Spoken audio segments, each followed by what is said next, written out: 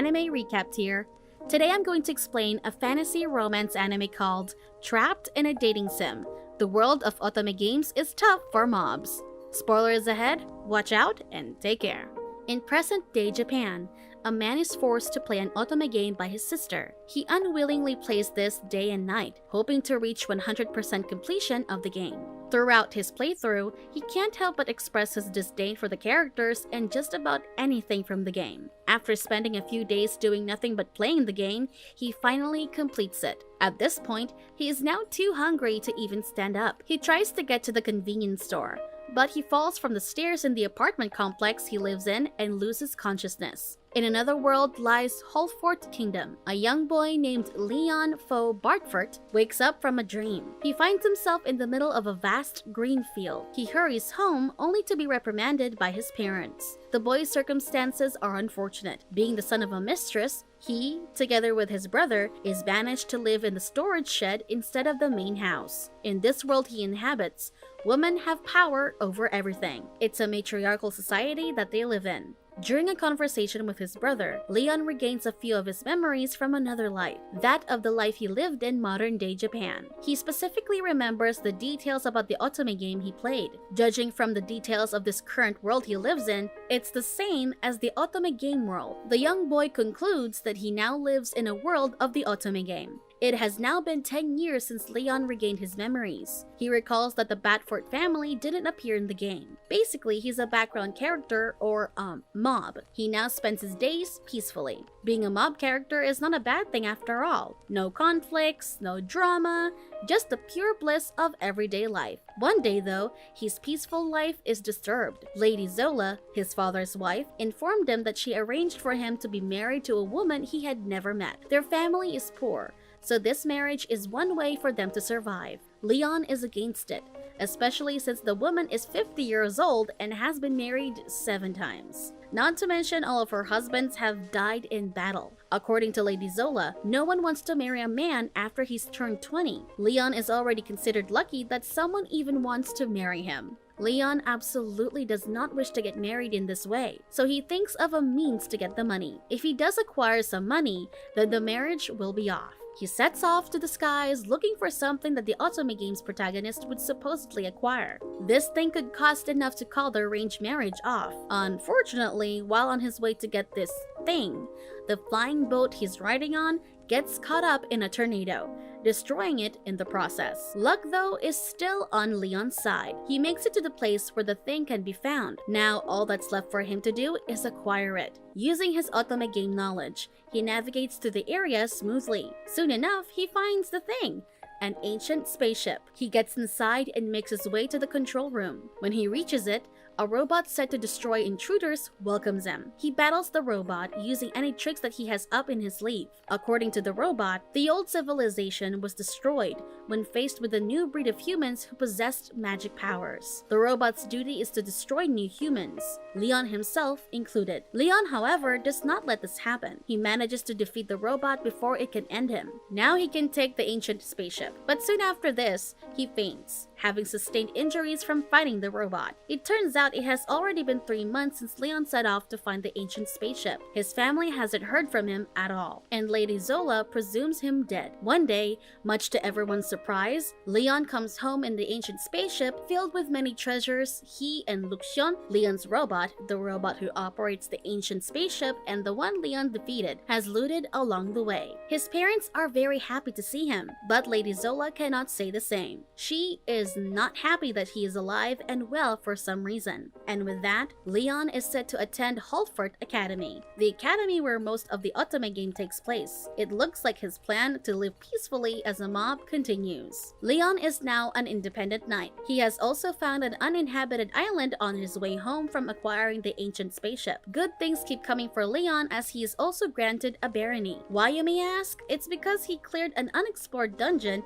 and discovered an uninhabited island. It's Leon's first day of school at Holfort Academy. Here, he will learn about noble etiquette, basic adventuring skills, and magic, all while looking for a future wife. At the school entrance, he comes across the otome game's love interest. They are all what you call bishonen or ikemen. He also sees the rich girl antagonist and Prince Julius's fiancée, Angelica. After the entrance ceremony, he spots a girl slapping one of the love interests, Prince Julius. He overhears their conversation and recognizes that it is an in-game event. There's one difference from the game though. The girl involved is not the main heroine of the game. This is a different girl, but Leon is sure he has seen the girl before. Leon easily befriends some of the students, such as Daniel and Raymond. They talk about finding girls of their own standing, coming from not so popular but still noble families. It seems their search is far from over. One of Leon's friends hosts a tea party, so he's doing his best to prepare for it. While talking, the group observes the prince and one of his friends from a distance. A bunch of girls is surrounding the prince, asking about his tea party. Angelica arrives to talk to the prince, but the prince stands his ground and asks her not to intimidate him. The prince turns his attention to Maria, inviting her to his tea party. Angelica objects to this, saying that Maria would be out of place at the party. The prince asserts himself, and Angelica is left with no choice but to allow it. Leon recognizes that what is happening is an event from the game. Still, once again,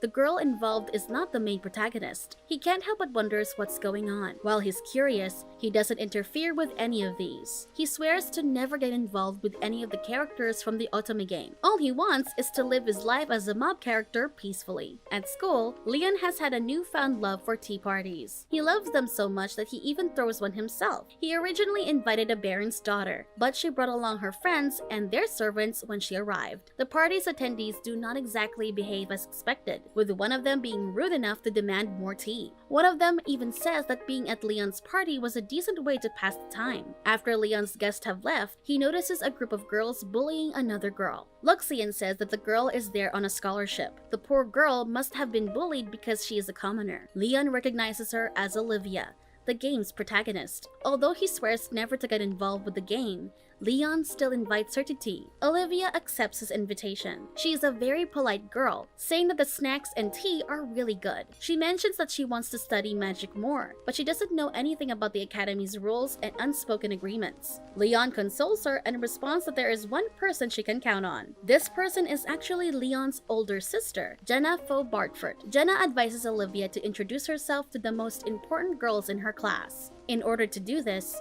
she must approach one of the important girl's followers and give her gifts, such as sweets from popular shops. Olivia worries about this as it might be expensive. Jenna suggests having Leon pay for it instead. Leon disagrees with this suggestion right away, but he still does it in the end. The most important girl in Olivia's class turns out to be Angelica. Olivia gives her the sweets, and Angelica accepts them, saying that she'll allow her to sit quietly in the corner as long as she knows her place. She clarifies that she is not trying to push Olivia out of the academy, explaining that she doesn't enjoy such crude behavior. Hey, the supposed antagonist isn't villainous after all. Olivia mentions that it was Leon who advised her to approach Angelica in this way. Angelica knows him as the one who acquired a barony on his own. Leon is adamant about staying a mob character, but is he really one? He's become quite the talk of the town. Daniel and Raymond skip exploration class, leaving Leon all on his own. To make matters worse, he is classmates with all of the game's love interests, and even the protagonist herself. But before they could all start exploring, Angelica causes a scene. She confronts Maria, saying that she and the prince are of different social standings, and she should know her place. The prince defends Maria from Angelica. While they watch the commotion, Leon asks Olivia about Maria. It turns out that Maria is the daughter of a poor viscount. The rest of the prince's entourage interrupts Angelica's tirade, and they all set off to do some exploration. Angelica is humiliated by this. Meanwhile, at the dungeon, Leon partners up with Olivia. They do a bit of exploring until they run into huge monsters guarding an enormous chunk of crystals. Olivia panics and suggests that they get help from others, but Leon says that the two of them will be used as meat shields anyway, so there's no point in waiting for them. To Olivia's amazement, Leon easily defeats the monsters using the sword Luxian has made for him. But just when Leon and Olivia thought everything is over, the monsters suddenly increase in numbers. It is at this moment that the prince and his entourage arrive. They ensure the two that they will handle things from there. Angelica and her group arrive later. Despite being supposedly good at battle, the prince still gets a scratch. Angelica worries over him, and so does Maria. Maria uses healing magic to make his injury disappear. The prince is surprised, as he doesn't know that she can use healing magic. Maria tells him she wants to keep her ability a secret. Still worried, Angelica rushes over to the prince, but he acts coldly towards her. He leaves her alone and grabs Maria by the hand. Angelica is again humiliated by this. It turns out that the prince and Leon are also injured in the battle. Olivia instantly cures his injury using healing magic, saying that magic is the only thing she's good at. She also mentions that she became a scholar at the academy because someone discovered her talent. Meanwhile, as they talk away from everyone, Maria wears an evil grin. With Maria's bag and textbooks burned, the prince turns to Angelica, perhaps insinuating that she has something to do with this. According to the prince, the girls who were found at the scene said that it was her who ordered them to do it, but Angelica denies this. But even so, the prince orders her to stay away from them, especially Maria at the academy. Meanwhile, Leon,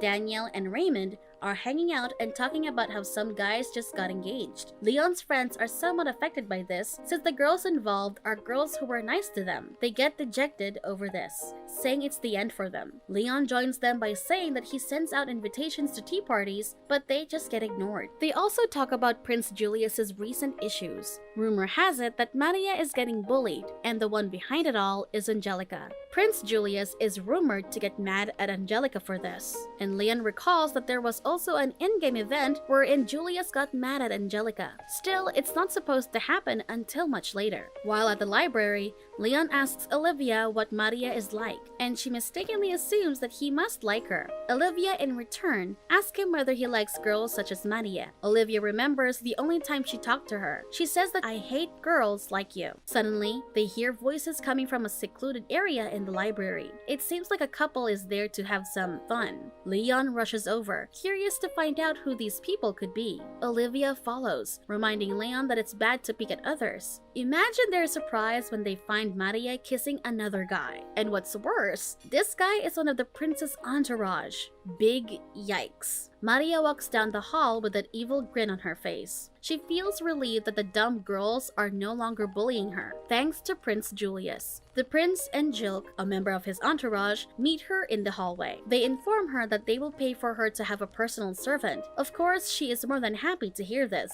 Lucky girl. Now all she has to do is act cute and helpless, and these clueless boys will be at her mercy. Maria's inner thoughts reveal that she, like Leon, knows that the world they live in is an Otome Games world. Can she be reincarnated in this world like him? Angelica gets furious when she hears about Maria getting her own personal slave. It seems to her that Prince Julius is deeply in love with Maria. She mulls over how she has lived her life to serve the prince, and now this happens. On the other hand, Jenna visits Leon in his room and asks about Maria. He tells her that she's quite close with Prince Julius and other men as he thinks about seeing her kiss another guy. Jenna asks him whether or not he's involved in Maria's bullying. Leon answers that he's not. Jenna reminds him that since Prince Julius will be eventually succeeding the throne, getting into his good side will make him set for life. On the contrary, getting on the prince's bad side will not end well for him. The first semester ends with Leon not finding a wife. All he did was host tea parties and explore some dungeons.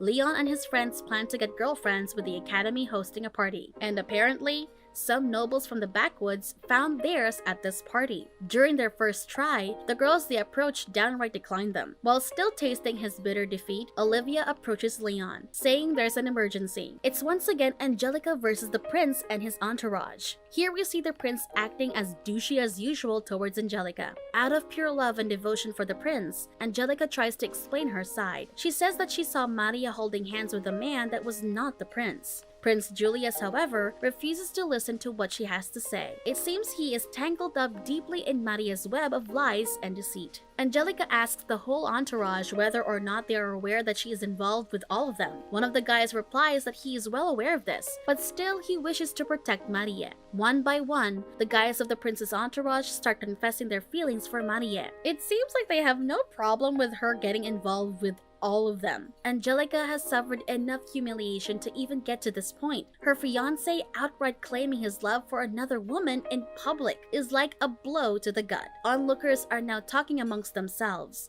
saying their engagement will now probably be called off. She throws her glove at Maria, challenging her to a duel. This is also an event in the Otome game. In the game, the character with the highest relationship score with the protagonist duels in the protagonist's place. This time though, everyone from the prince's entourage volunteers to duel in Maria's place. Angelica glances around. looking for support, but no one seems concerned enough to step up for her. Leon recalls that in the game, if the protagonist wins the duel, Angelica will eventually marry a backcountry lord with a terrible personality and live a miserable life. As soon as he learned that he's been reincarnated into the otome games world, Leon swore to himself that he would never interfere with the game's story and remain a mob character. But at this moment, seeing the look of despair on Angelica's face and the knowledge that eventually her life can be ruined, he can no longer turn a blind eye to it. He steps up and volunteers to be her champion. Olivia and his friends call him out on this, but he says that he really hates the love interests. Besides,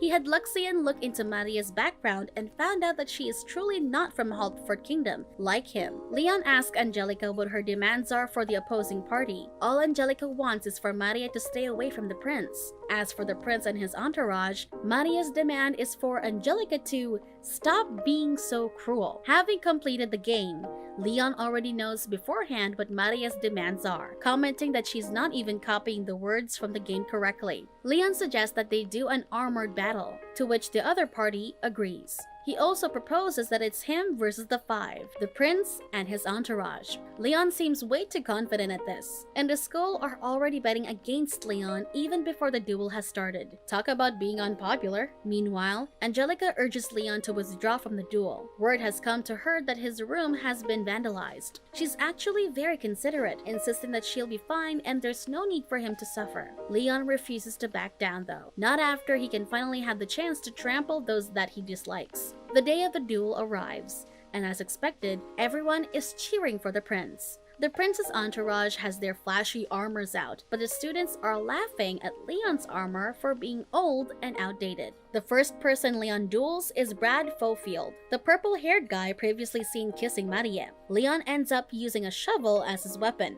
Even if Leon has a weird weapon, Brad loses in an instant. Leon's next battle is against Greg Foe Seberg, another one of the prince's entourage. The outcome is the same. Leon wins. He also defeats Chris via Arclight, who accuses Leon of unchivalrous behavior after he fires at Chris. Leon coolly responds that they're only weak and didn't take him seriously in this fight. Jill convinces Jenna to plant explosives throughout Leon's armor, right before the third match. Knowing that Jenna will never do anything to get on Prince Julius's bad side, they send her to destroy Leon. She's also angry with her brother, as he seems to be hell-bent on angering the prince. After all, doing so can affect not only Leon's future, but also their whole family. This dirty move shows that the prince's entourage seems to be desperate to win this. Leon finds out about this when Luxian reports to him. Unfortunately for Jilk though, he still gets beaten by Leon. Even though Leon's armor seems old and clunky, he still defeated these nobles.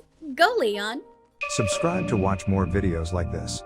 Turn on notifications. And leave a like, it really helps the channel out. Thank you for watching.